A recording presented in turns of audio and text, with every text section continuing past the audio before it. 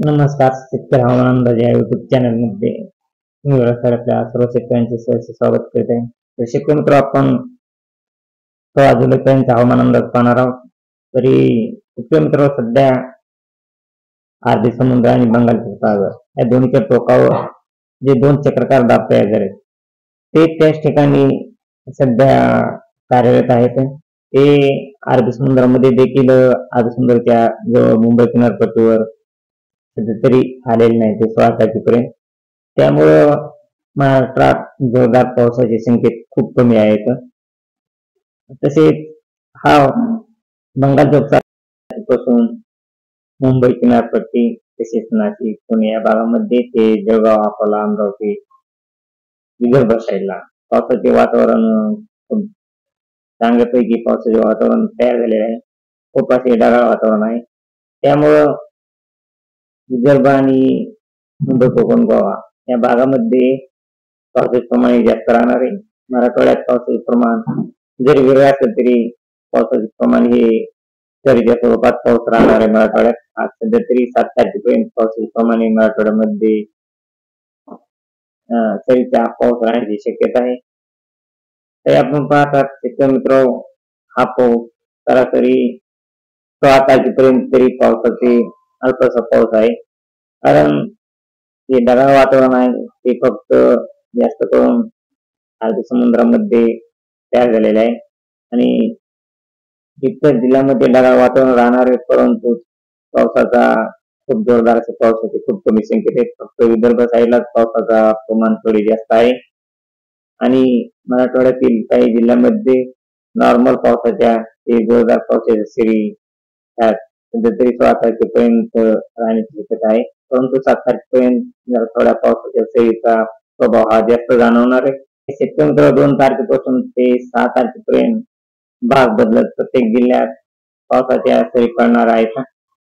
हा पावसाच्या सरी 2 तारखेला राहिला संभाजीनगर, नांदेड, अकोला, अमरावती, चंद्रपूर या भागामध्ये सर्वसाधारण पावसाच्या सरी आहेत आणि भाग बदलत प्रत्येक जिल्ह्यात पावसाच्या सरी पडण्याचा अंदाज आहे. 3 तारखेला देखील हीच परिस्थिती आहे. 3 तारखेला देखील संभाजीनगर, बीड, लातूर, धाराशिव, तुळजापूर या भागामध्ये सर्वसाधारण पावसाच्या सरी येण्याची शक्यता आहे.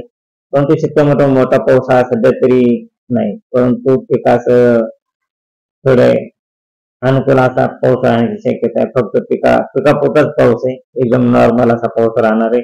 4 तारखेला देखील बीड, संभाजीनगर, सोलापूर, धाराशिव, लातूर, नांदेड, परभणी, हिंगोली या भागामध्ये नॉर्मल पावसाचे ते सर्वसाधारण पावसाच्या सरी येण्याची शक्यता आहे आणि 5 तारखेला देखील काही भागात पावसाचा अंदाज आहे.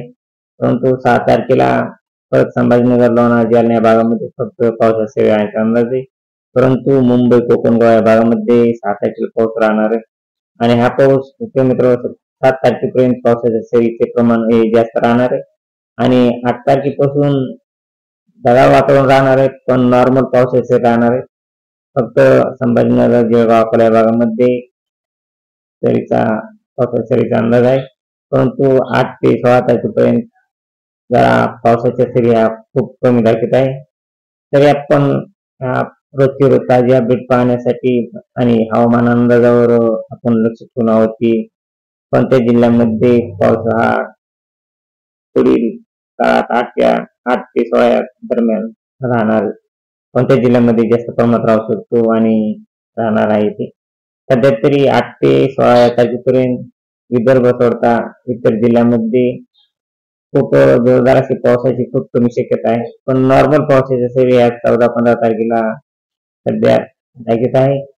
तसेच 16 तारखेला देखील पावसाच्या सरी ह्या काही जिल्ह्यामध्ये आहेत आणि वातावरण मात्र पूर्ण ढगाळ आहे. त्यामुळे शेतीच्या पिकास फार प्रमाणात ढगाळ वातावरण आणि नॉर्मल पावसाच्या सरीमुळे पिकं ही कमी धोक्यात येणार आहे.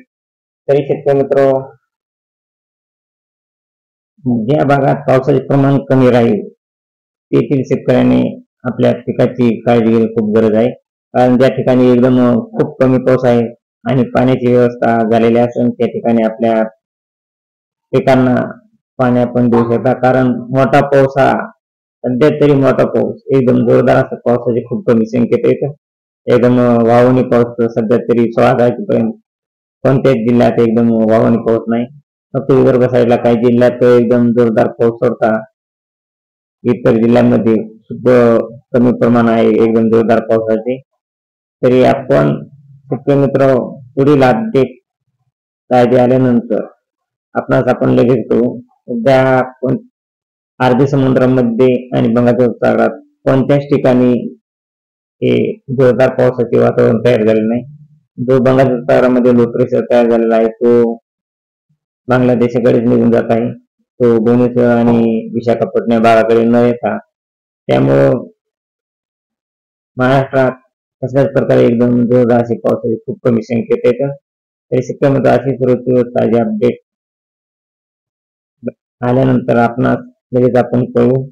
तरी आपल्या चॅनलला आपण शेतकरी मित्रांनो जर असाल तर आपल्या चॅनलला सबस्क्राईब लाईक करा. जय हिंद, जय महाराष्ट्र, जय जवान, जय किसान.